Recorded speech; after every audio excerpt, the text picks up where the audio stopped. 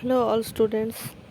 Today we will solve some question answers of exercise of chapter number 3. The story is Androcles and the lion. Okay. Last day we had complete the story. So let's we will start from vocabulary means word meanings. Okay. So all of you open your book and go to the page number 26.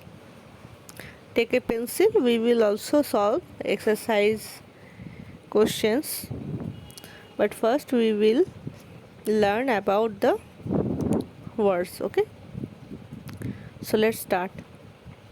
First word is slave. SLAVE. Slave means a person who is owned by somebody and made to work for him. एक इंसान जिसे खरीद लिया गया हो, कोई खरीद ले और उसे अपने लिए काम करवाए बिना किसी मेहनत के पैसे, बिना किसी पैसे दिए, या फिर उसको कोई भी चीज़ का कुछ नहीं दिया जाए. सेवरली यानी कि ग्रेटली. सेवरली का मतलब होता है अत्यधिक या बहुत ज़्यादा, उसे कहते हैं severely. Roar. Roar means loud cry of a lion. मतलब जब एक शेर बहुत ज़ोरों से रो रहा हो उसे रोर कहते हैं. ओके.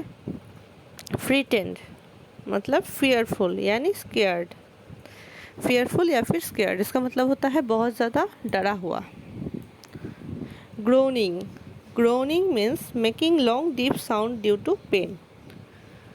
ग्रोनिंग का मतलब होता है दर्द के लिए बहुत ही एक गहरा सा आवाज़ निकालना, उसे कहते हैं groaning. Okay.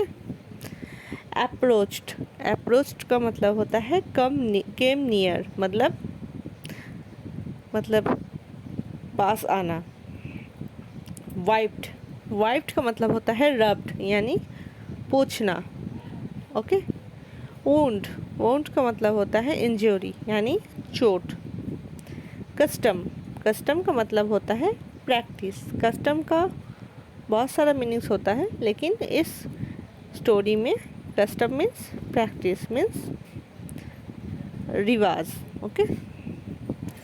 Stunned. Stunned means astonished, मतलब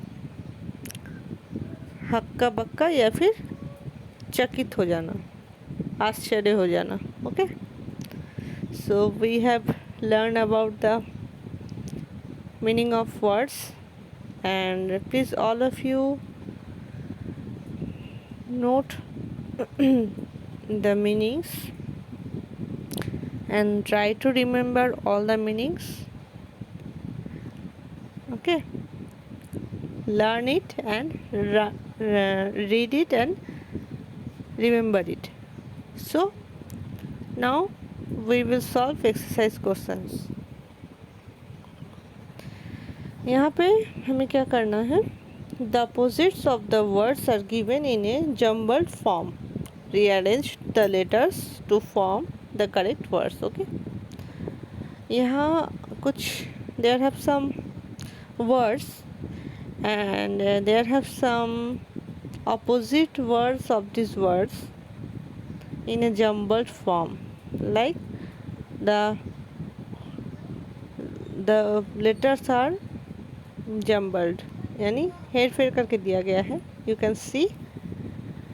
so let's rearrange letters from the correct words and right it in the right place. Okay. Number A, enemy. Enemy का क्या मतलब होता है पहले हम समझ लेते हैं. एनिमी का मतलब होता है दुश्मन. ओके.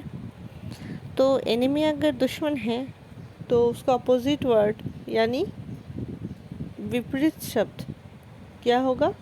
उल्टा शब्द दोस्त. ओके. जो शत्रु होता है या दुश्मन होता है उसका उल्टा वर्ड होता है दोस्त. तो दोस्त को हम क्या कहते हैं? फ्रेंड. तो ये यहाँ you can see here the friend letters are jumbled. Okay. So NRIFET. So यहाँ पे हम लिखेंगे FRIEND. Okay. B number is tall, tall means लंबा। अब टॉल का उल्टा क्या होता है, अपोजिट क्या होगा, छोटा यानी शॉर्ट। तो शॉर्ट को हम कैसे लिखेंगे, SHORT, ओके, रीअरेंज करके हम लिखेंगे SHORT, short. Soft, SOFT, soft का मतलब होता है नर्म। अब नर्म का अपोजिट क्या होगा, हार्ड। सो यहाँ पे हम रीअरेंज करेंगे, पहले ले लेंगे H को, then A, then R, then D, okay. Hard, hard means, soft means नरम, हार्ड मीन्स होता है सख्त, ओके। तो हार्ड मीन्स होगा सख्त। Now the next is stop, STOP, stop. Stop का मतलब होता है रुकना। तो रुकना का ऑपोजिट क्या होगा, चालू होना या शुरू होना। तो it will start, START, okay. Next is hate, HATE, hate. Hate मतलब, हेट का मतलब होता है घृणा करना, ओके। तो इसका ऑपोजिट क्या होगा, लव यानी प्यार करना, प्यार। हेट का ऑपोजिट होता है लव। सो हम लिखेंगे LOVE, love, okay. Then the last word is enter, ENTER, enter. So the opposite meaning of enter is exit, EXIT, exit, okay.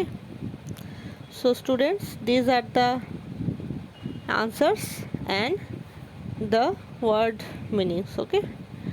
So all of you please note down the answers. Next day we will clear the comprehension questions of this story number 1, and I will solve all the answers for you. So you have to do just one work, that you have to learn the answers and remember it accurately, okay. So students, stay safe and bye all.